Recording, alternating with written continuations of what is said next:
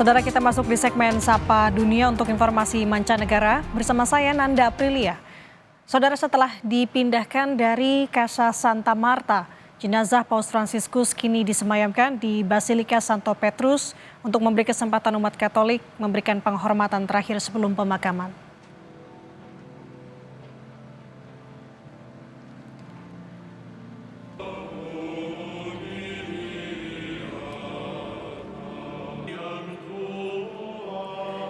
Jenazah Paus Fransiskus yang terbaring dalam peti terbuka dibawa dari kapel Casa Santa Marta, kediamannya selama menjalani misi kepausan di Vatikan ke Basilika Santo Petrus.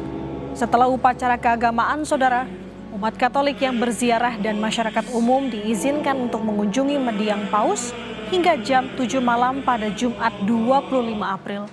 Sementara pemakaman dijadwalkan pada Sabtu 26 April.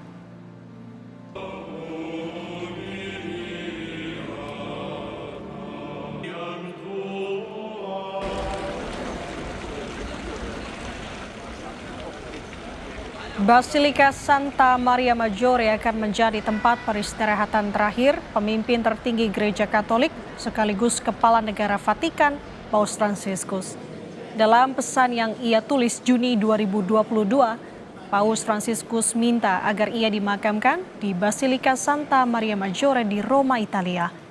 Basilika Santa Maria Maggiore adalah salah satu dari 4 basilika kepausan di Roma, sekaligus gereja Santa Maria terbesar di kota itu.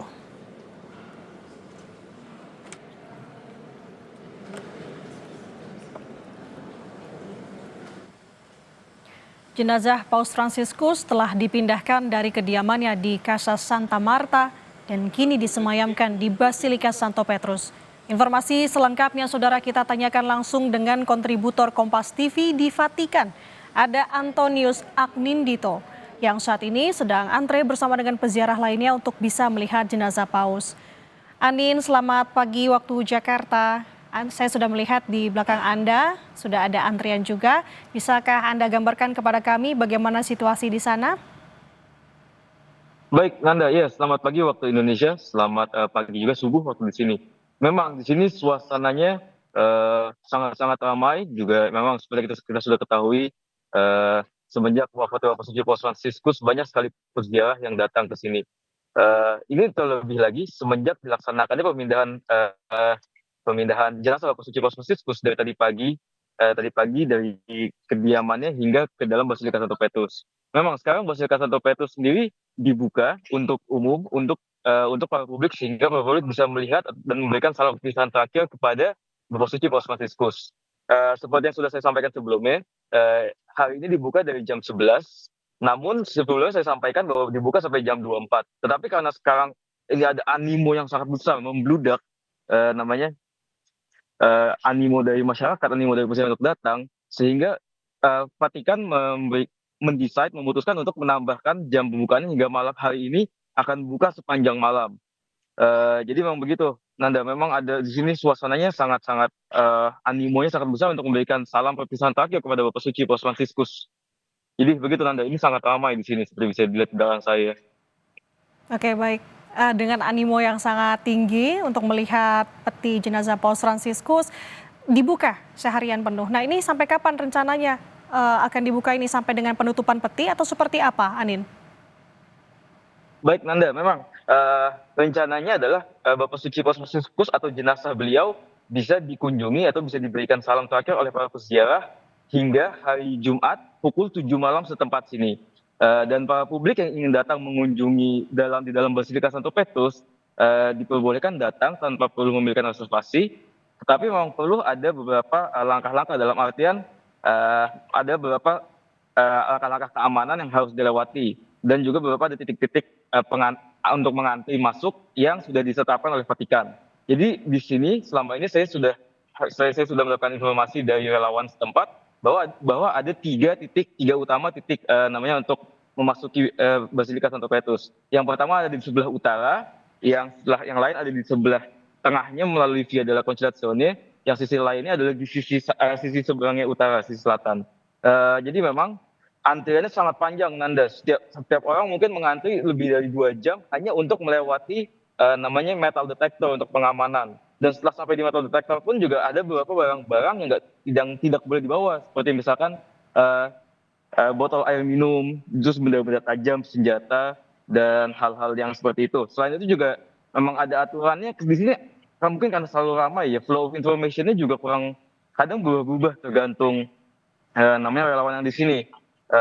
Tapi dari informasi yang saya dapatkan, memang tidak boleh juga membawa tripod ke dalam basilika, kecuali memiliki izin khusus. Jadi memang orang-orang dan para peziarah yang datang ke sini, sebagian besar tidak membawa benda-benda tersebut, karena memang tidak boleh. Tadi juga di luar botol-botol semua disita, botol besi maupun botol plastik. Begitu, Nanda. Oke, terlihat juga sebenarnya dari Anda yang tidak membawa tripod ini menggambarkan bagaimana pengamanan di sana, Iya. meskipun dengan memang antusias tadi yang cukup ramai. Nah, Anin, bisakah Anda jelaskan kepada kami nanti alurnya seperti apa, karena kesempatan untuk bisa melihat peti dan Paus Fransiskus sampai dengan hari Jumat nanti, karena di hari Sabtunya sudah harus dibawa ke Basilika Santa Maria Maggiore. Nanti seperti apa alurnya, Anin? Iya, betul. Memang untuk setiap publik atau peziarah yang ingin datang mengunjungi Basilika Santo Petrus untuk berikan salam terakhir kepada Bapak Suci Paus, alurnya adalah pertama memang harus mengantri melalui titik-titik yang tadi saya sebutkan itu. Ada kurang lebih 3 atau 4 titik utama. Titik itu melalui yang salah satunya ada di pintu utara, selain itu di pintu utama depan melalui Via della Conciliazione, dan di sisi selatan. Itu begitulah informasi yang saya dapatkan. Memang di situ ada antriannya sangat-sangat panjang, Nanda. Kurang lebih bisa sampai 2 jam hanya untuk mengantri masih di luar. Baru setelah masuk ke dalam melalui metal detector itu ada pengamanannya, tadi saya sudah sampaikan. Setelah itu juga di dalam masih mengantri lagi, Nanda. Jadi kurang lebih memang karena animo sangat-sangat luar biasa, dan ya kurang lebih mungkin dari pertama kali datang hingga sampai di depan jenazah Bapak Suci Paus Fransiskus mungkin kurang lebih butuh waktu 2 sampai 3 jam. Begitu, Nanda, untuk para peziarah yang ingin mengunjungi. Animo luar biasa dari masyarakat untuk bisa melihat peti jenazah Paus Fransiskus di Basilika Santo Petrus. Terima kasih kontributor Kompas TV di Vatikan, Antonius Anindito, melaporkan dari sana. Sehat selalu, Anin. Kita ke informasi lainnya, Saudara. Kebakaran menghanguskan truk besar di dekat Demote, Indiana, Amerika Serikat. Polisi mengatakan trailer ini mengangkut kaleng berisi bahan yang mudah terbakar, namun tidak menyebutkan jenis BBM yang diangkut. Dari penyelidikan awal, polisi menemukan kerusakan mekanis pada bagian traktor truk yang menyebabkan kebakaran, yang kemudian membakar trailer. Pengemudi truk selamat dari insiden ini.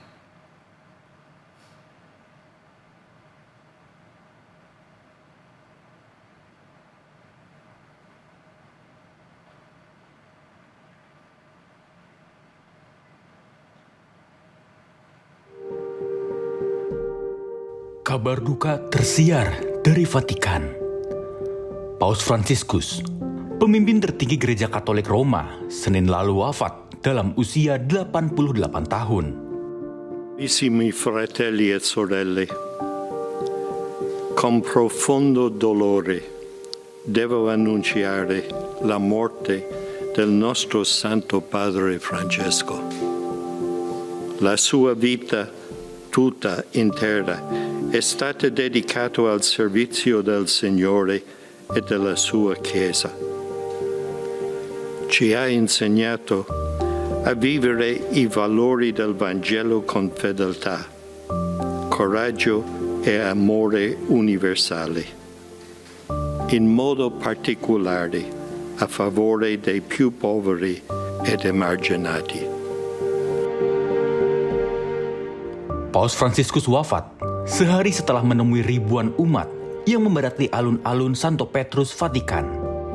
Berkat yang disampaikan Paus dari balkon Basilika Santo Petrus Minggu 20 April 2025 adalah berkat terakhirnya untuk dunia. Saat itu, Paus kembali menegaskan pentingnya membangun dialog demi hadirnya kedamaian di dunia. Kesederhanaan dan kerendahan hatinya menjadikan Paus Fransiskus sebagai sosok populer di seluruh dunia.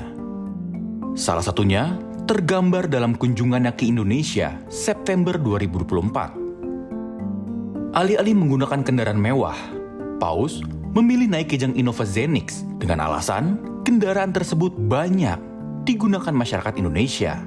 Kesederhanaan memang tak terlepas dari keseharian Paus Fransiskus.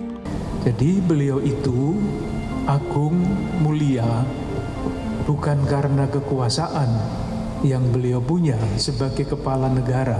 Itulah yang sungguh-sungguh menarik, karena di zaman sekarang ketika orang berlomba-lomba, bersaing, bahkan berlomba-lomba untuk mencari kekuasaan, beliau justru sebaliknya ingin menunjukkan bahwa jabatan itu bukan untuk diduduki, tetapi untuk dipangku. Selama melayani, Paus Fransiskus banyak melakukan terobosan. Paus menggunakan kepausan untuk mengedepankan pesan pastoral tentang inklusi radikal, suara untuk kelompok terpinggirkan dan kaum miskin. Kerukunan dan solidaritas juga tak lepas dari perhatian Paus. Saat di Indonesia, Paus Fransiskus bahkan memuji semboyan Bhinneka Tunggal Ika. Che ospitate la più grande miniera d'oro del mondo, sappiate che il tesoro più prezioso è la volontà che le differenze non diventino motivo di conflitto, ma si armonizzano nella concordia e nel rispetto pacifico. L'armonia, questo che voi fate. Bhinneka Tunggal Ika, uniti nella diversità. Grazie. Sepanjang pelayanannya, Paus Fransiskus meninggalkan banyak sekali warisan pemikiran. Salah satunya, pandangan Paus soal korupsi.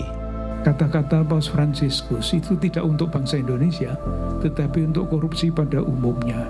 Luka-luka bernanah. Akibat korupsi ini merupakan dosa berat yang berteriak ke surga. Karena luka itu merongrong dasar-dasar kehidupan pribadi dan masyarakat. Sampai akhir hayat, Paus Fransiskus tak henti menyuarakan pemikiran-pemikiran universal, seperti perdamaian, berpihak pada orang miskin, melawan kekerasan, dan kepedulian pada lingkungan hidup. Kini, Paus Fransiskus telah pergi.